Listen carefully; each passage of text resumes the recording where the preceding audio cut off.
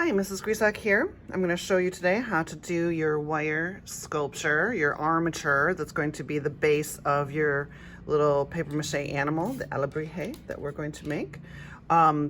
This is what it looks like at the second stage when you've put some newspaper in it to give it some body and some structure.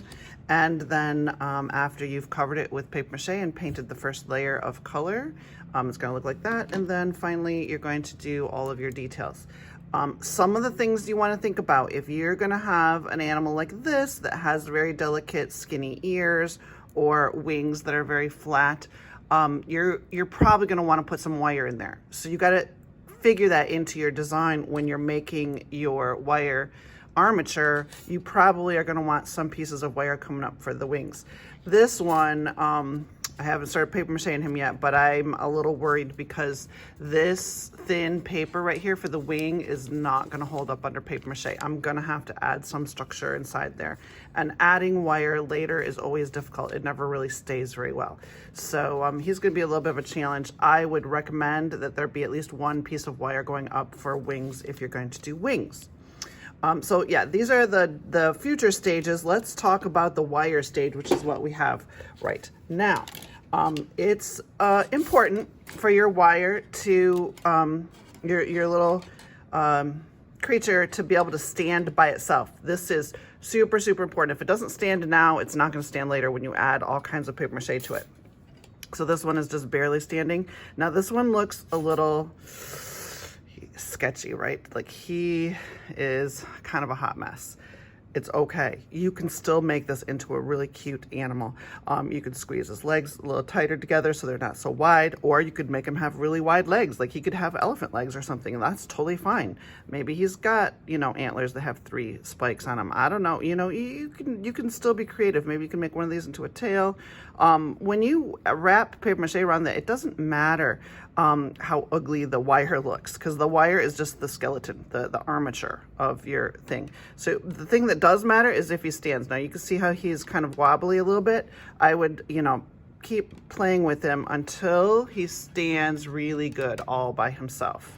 All right, let's talk about the steps. I'm going to show you how to make a basic 4-legged creature. This creature could be any animal you can think of, but he's going to have 4 legs and a head and some ears and a tail.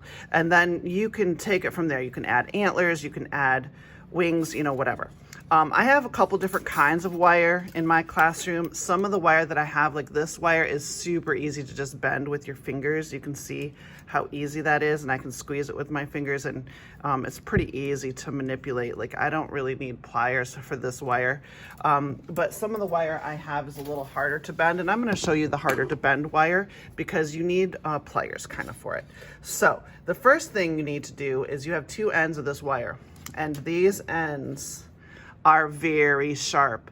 They could definitely poke your eye out. They could definitely scratch your eye. They can do some real serious damage. And so this is not a joke, you guys. You definitely need to wear some eye protection, and you need to protect one end of this wire. So take one piece of your wire and hold it underneath your arm or sit on it, okay? But you wanna get one part of that wire to be secured someplace so that the end you're working with, that's in your hands, it's gonna be fine, and the other end is not gonna be flying around all over the place.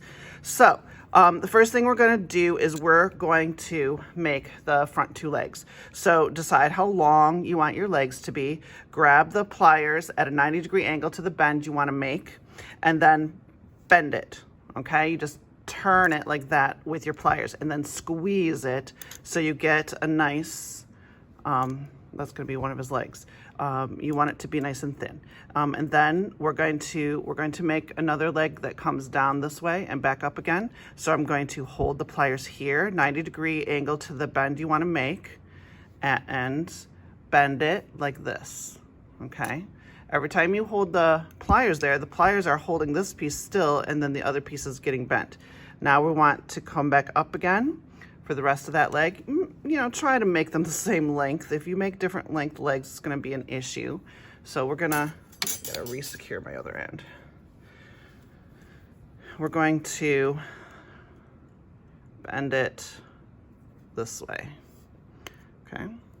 So there are his front 2 legs. boom, just like that. Okay, we made 3 bends and we have the front 2 legs. Now, probably at this time, it would be a good idea to make the head. Now we want the neck to come straight up from the middle of these legs. So it's important to bend this over just slightly before we go up for the neck. And then we'll go up like this.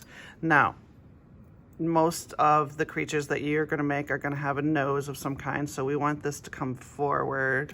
We're going to just loop it around. We can make this head into just about anything that you want, but the head, you want it to be in the middle, so you got to use a little bit of hand manipulation to get it in the middle. So there's going to be his head. I know it looks a little bit like an alien right now, but that's fine. It's not going to look like that for long. Now, what we want the wire to do is to go over, up a little bit for one ear, and then back over to the other side and up for the other ear. So we're going to hold this wire at a 90-degree angle to the bend we want to make. So we want to go over sideways, and then we're going to make a little ear up and then back down again. Okay, so he's got a little ear now. And then we're going to go to the other side and do the same thing. Try to make them evenly sized if you can. Right, so now we've got a face, a head, and 2 little ears. You could make those into antlers or horns or whatever, doesn't matter. Now we want to go back over to the middle of the head so we can get the other end of the neck. And we're going to come back down. As long as you have an idea of where you want to go, you should be able to figure this out. Now, if you want to make him stronger, you could wrap this wire around his neck before you go back to the body. That maybe will keep his head in place. So I'm just gonna, well, nope, I'm not gonna be able to do it with my hands. I'm just gonna do this. I'm gonna go around that like so. Oops, my end just came loose. If your other end comes loose out from underneath your arm, or if you're sitting on it, if it comes loose, make sure that you grab it and re-secure it. Don't let that end fly around. Super, super, super important. We don't want anybody to get scratched eyeballs. Okay. We have front 2 legs, we have a head, a couple of ears or antlers or something like that. Now we just need back legs and a tail. So we're gonna go down. Now try to get this length to be equal to the front ones. I mean, it doesn't really matter. And in fact, there is one thing that you can do if you want your animal to have this shape to their back leg. You know how like an animal's knee is actually up here, and this is really their ankle, and their whole foot is like that. So if you want this shape to your animal, you can bend that in at this point. And one way to do that is to just use your fingers like this to make a curve, right? And then let's see, how's that gonna go? It's gonna go back this way.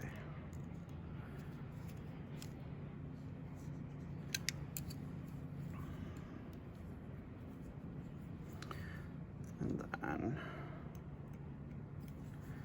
back up, back up. So you always do things twice. You go down, around, and then back again. So that's one of the back legs, and it has that nice curve to it like we like.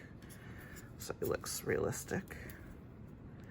And then we'll do the next one. You kind of do that curve with your hand. Bend this out. Bend that back over. Now, I could have just made straight legs for the back. Like, straight legs are totally fine. And you could take some straight legs and bend this little thing into them later, and that would also work. Okay, so now we have, I don't know what kind of animal this is. It looks a little more like a rabbit now. We could make it. And so this is where you gotta like start thinking about making it stand. Okay. You gotta think of the balance, how you want it to go. You can twist the wire back and forth a little bit to get it to work. Now his front legs are kind of off the ground. He's standing on his back legs pretty evenly, but that's probably because this is hanging out there. You could bend this thing into a long tail if you want to. You can use the tail sometimes for support too. You could make it a long tail that comes down and touches the ground so that they can kind of be supported by their tail. There's lots of things. Now he's got his head tilted. I mean, some of the cuteness of the way he is, and it's not because I meant it to be that way, it just happened that way. You can put that into his character, right? Or her character. You can make it have some character based on, you know, the bending that happens with your wire. So yeah, there you go. Have fun.